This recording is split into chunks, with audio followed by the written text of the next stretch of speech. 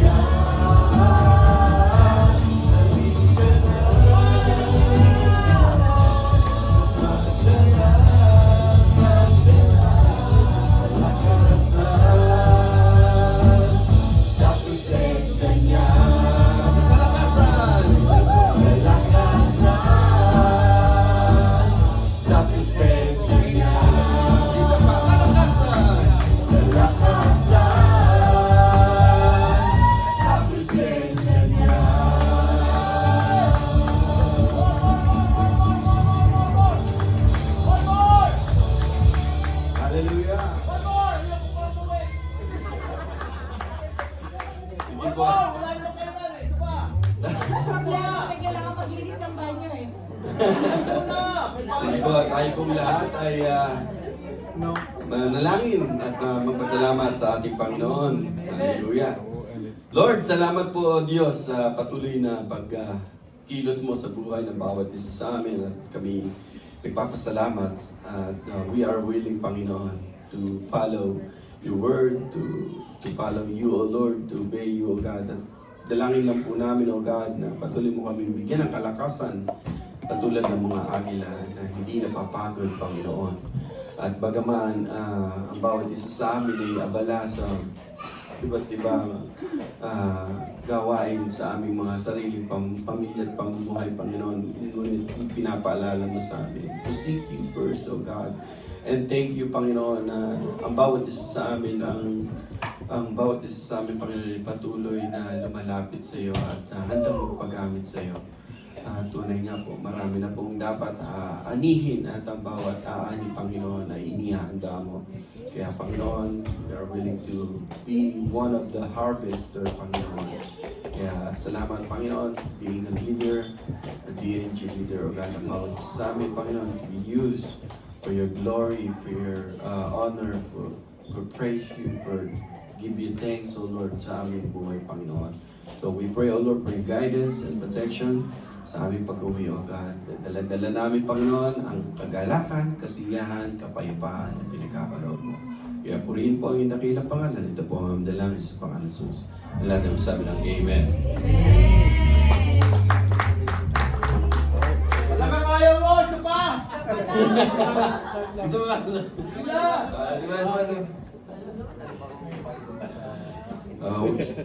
Let's do it! Ayan, ayan, isa pa, bago mo uwi. Sinaga, okay.